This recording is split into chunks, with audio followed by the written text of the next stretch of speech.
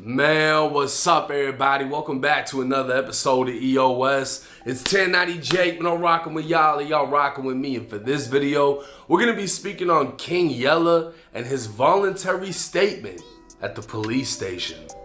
Now, King Yella has been very vocal on his YouTube channel as he's recently realized his rap career is going nowhere fast.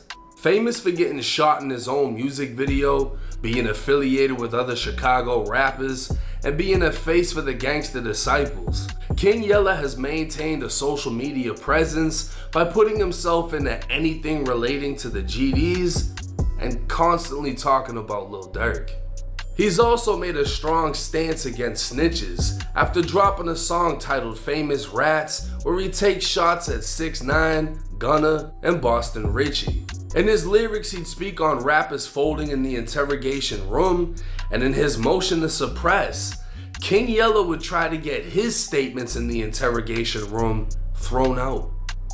Back in February of 2018, Las Vegas PD pulled over a silver Infiniti for parking in a handicapped spot. Officers would identify the driver as Simone Lewis, who's more commonly known as King Yella. Fidgety and non-compliant with verbal commands, officers would eventually get Yella to exit the vehicle as officers placed him in handcuffs. A records check would show Yella was not only a convicted felon, but failed to register as a felon within 48 hours. An officer would conduct a pat-down search, and Yella would claim the officer felt his dick when the officer pulled a .380 Ruger from Yella's pants. The small 6-shot gun was loaded with 4 rounds of ammunition. King Yella would then be arrested and charged with being a convicted felon and failing to register, carrying a concealed weapon without a permit, possession of a firearm by a prohibited person, and parking in a handicapped space. King Yella would be transported to the Las Vegas Metropolitan Police Department Central Intelligence Unit, where he agreed to give a voluntary statement. The tape-recorded interview would start with Detective Brigandy telling King Yella, "Alright, because they got you in cuffs, man, you're not free to leave. You have the right to remain silent. Anything you say can't be used against you in a court of law. You understand your rights?" King Yella would reply with, The detective would reintroduce himself, saying he works in the intelligence section and used to work in gang investigations. They'd ask Yella about his arrest, how long he's been in Vegas, and where he's originally from. Asked if he's a rapper, Yella would again reply with, Eventually the detective would say, "And what's up? You a Gangsta Disciple, correct?" Yella would answer, "Well, I don't really gangbang, but if that's what you know what I'm saying?" Yella would confirm he was born into the Gangsta Disciples in the south side of Chicago, and then speak on his criminal history. The detective would briefly bring up a redacted incident involving Planet Hollywood before telling Yella he's a high-profile guy. The detective would ask Yella about an open feud on the internet between him and a person whose name was redacted from the paperwork. Yella would confirm they had a feud, but say it isn't beef. When asked what it was about, King Yella would say Cardi B, and that his boy Tommy G's from New York used to fuck her. It would now become clear they were talking about Yella's feud with Offset. At this point, Yella was given a damn Cam Capone interview to the intelligence detective, when the detective stated the concern was over if Cardi and Offset visit Vegas to perform, would there be an issue with King Yella? Yella would say, "I don't know, I'm not on that with them, know what I'm saying? Ain't no telling what they might be on or how they feel."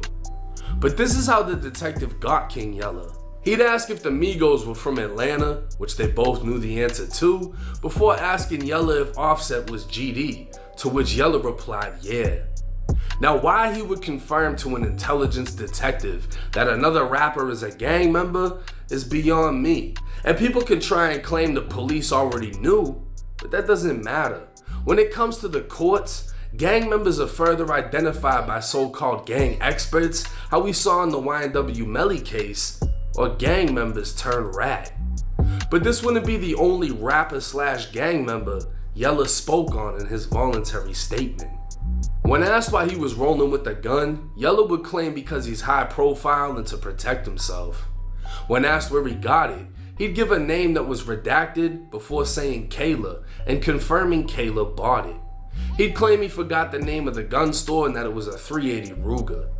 The detective would confirm they separated, but she's pregnant with this kid. So Yella admitted to getting the gun off his own baby mama, naming her as the one who bought it, which could have resulted in her being charged with a straw purchase or illegally buying a gun for a convicted felon. And remember, this is a voluntary statement.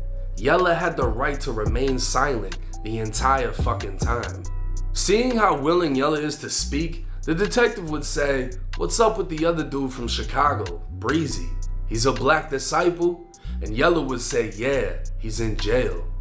The detective would then ask about the incident in which King Yella and Billionaire Black approached 600 Breezy in the mall. Much of what was said was redacted, but Yella claims that video would have been a motherfucker got beat up, then saying he was cool, he had no problem with him, and they were grown about it. But once again, Yella would confirm to an intelligence detective that not only is he a GD and Offset's a GD, but 600 Breezy's a BD. Adam 22 would ask Breezy how he feels after learning Yella was speaking about him to detectives.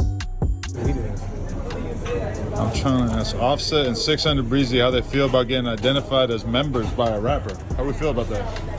He basically is incriminating me, saying that I am a bad individual to the community, and I'm just a rapper, man. You know, There's a lot of types of members. I don't know what Simone is talking about. Fuck that nigga.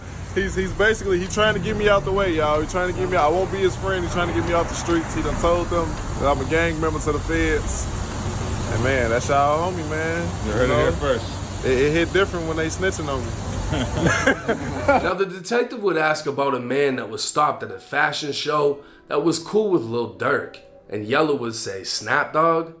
The detective, playing dumb, would say, "That's his name?" And Yella would confirm, saying he was in Vegas a couple months ago. Snap Dog would take the Instagram after learning Yella brought his name up in the interrogation room. Hey, my nigga 1090 Jake a real one, bro. My nigga called me, man. Told me y'all boys ain't street like how y'all say y'all is, man. Trying to get my motherfucking name up to the police and shit, man. Y'all niggas is pitiful, bro. The detective would then start asking about Durk, with Yella confirming they're the 300s, before naming members that were killed.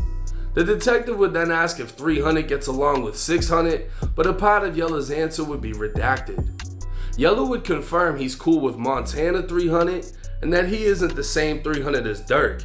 And when asked about Fredo's passing, he'd be asked about his associate that said fuck Fredo.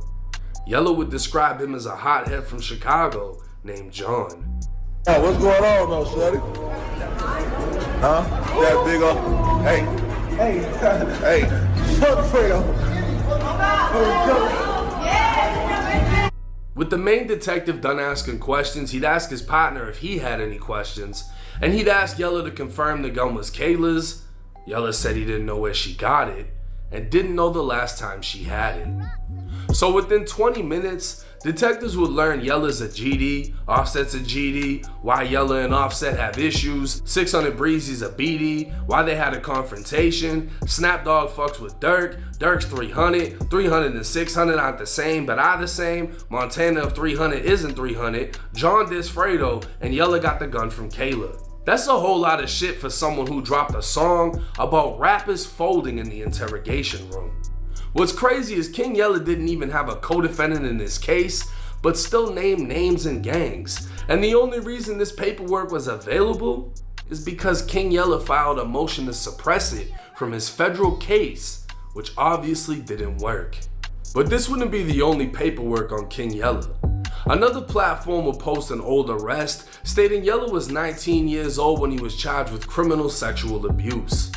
The report would state Yella was taken into custody on signed complaints that Yella, who was 19 years old, knowingly did the nasty with the victim who was 15 years old. When the arrest report hit the internet, Yella thought he was standing on business by admitting to it and attempting to make it seem normal. And any street nigga get on this motherfucker and say they ain't never did it.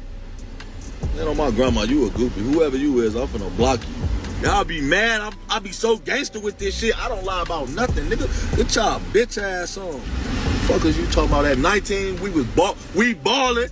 young bitches in the hood. Fuck you talking about that, bitch. Automatic, your little ass hot. Posting up, busting you down. Bitch, I'm busting you down too, nigga. Y'all know what's going on. GD. And if you, hey, listen, if you feel some type of way about King Yella, bro, check this out.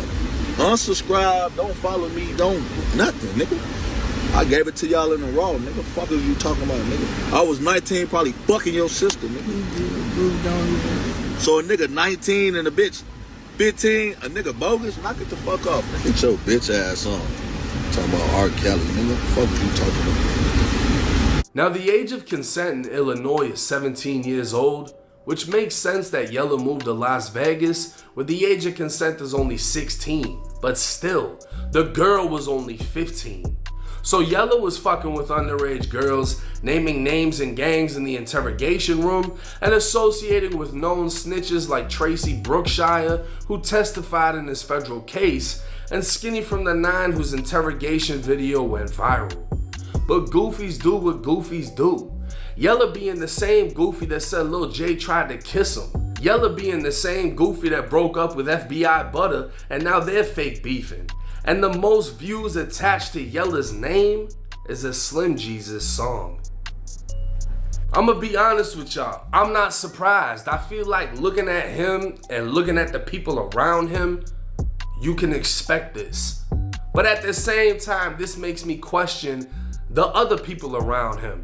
Ruger need to kick your ass back out the door. Ruger got y'all in the door. Ruger need to kick your ass back out the door. Cause you not GD, you not gangster disciple growth and development. You gang detective. That's the only fucking thing you've been doing. You going in there telling them about every little fucking thing.